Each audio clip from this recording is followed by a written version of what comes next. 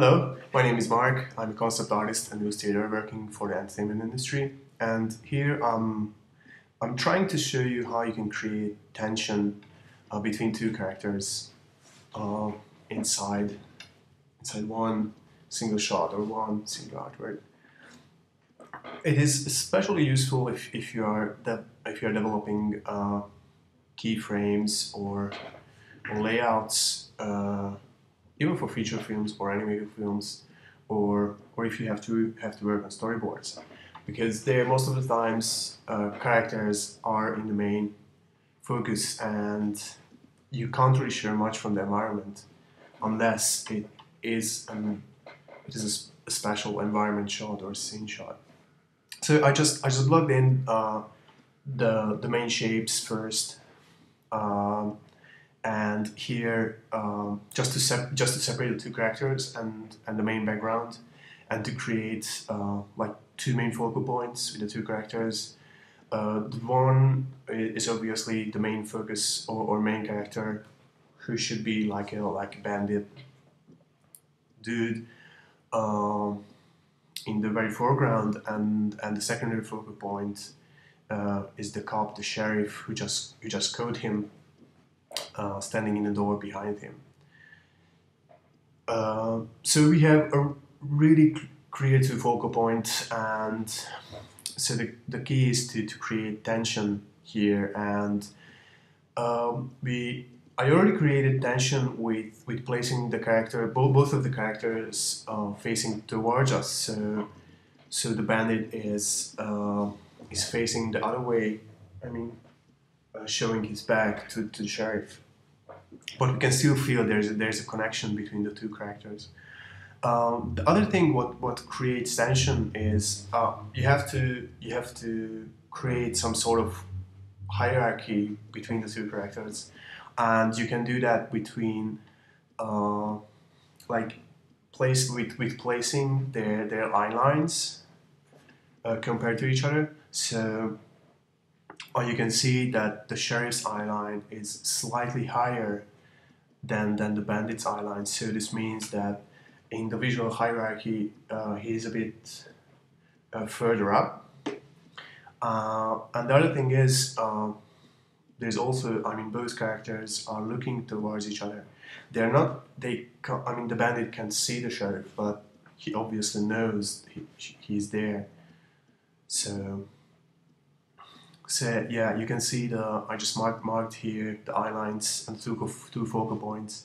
Another thing is that all my composition lines are pointing towards the sheriff. So that's why. So even if the bandit is in the main focal point and in the foreground and has more details, still the sheriff stays in the main focal point, and not just because all the composition lines are pointing towards him, but also because I put the biggest value contrast to that part of the image.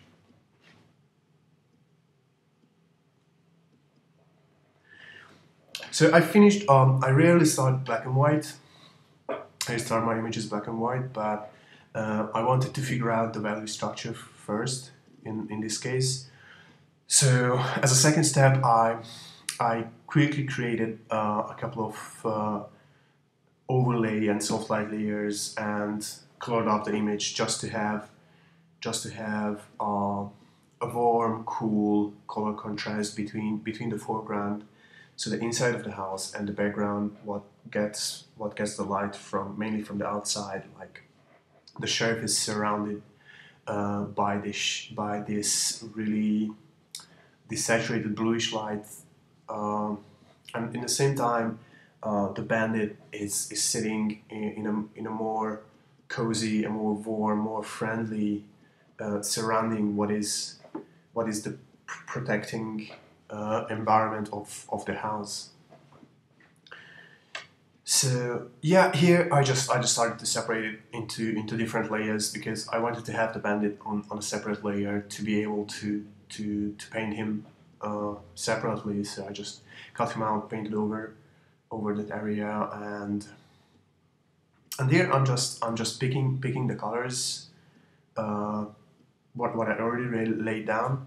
I didn't want it to make this painting really colorful, so really just keep the two, uh, the warm cool contrast, and focus more on the overall composition, and strengthening that with pushing more, pushing the details and pushing the contrast of the focal point, and just hinting as much details in the background and in the unnecessary parts as it was absolutely necessary. So yeah, as you can see, I spent most of my time with detailing the bandit's face, and now I jumped back, and because I wanted to keep everything like on quite the same level, but not as much, because I already knew I wanted to create like a fake cinematic effect with blurring the background slightly. So I just wanted to hint as many details as it needed to look sort of realistic, before blurring it out.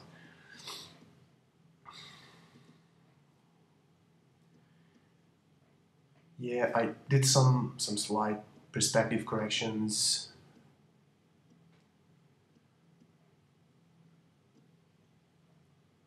And then again, I went back and I felt that the blue tone isn't really making the cut, so I added some extra blue and some extra oranges.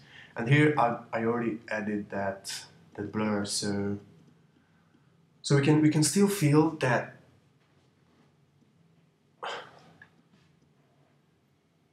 there's the focal point, but because I wanted to create the feel that we are with the bandit in the house. And the other thing, what I wanted to show with this piece is that you can actually suggest a story. So you don't have to actually show the action. So sometimes it's way more powerful to show just what happens just before the action. So and because then the viewer's mind and still have some room to play with.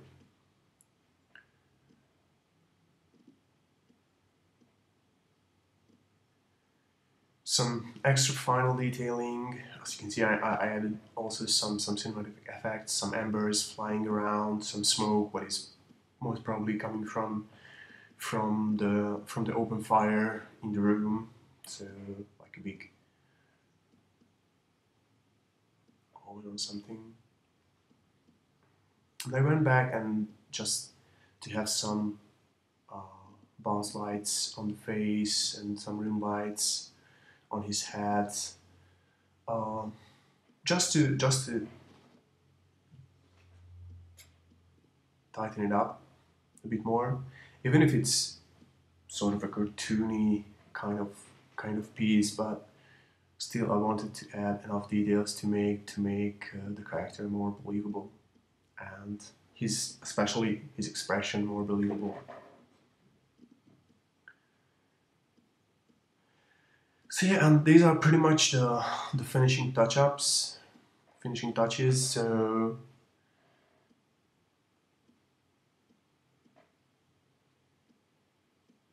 doing some final light corrections, a bit of extra shadows, a bit of extra highlights,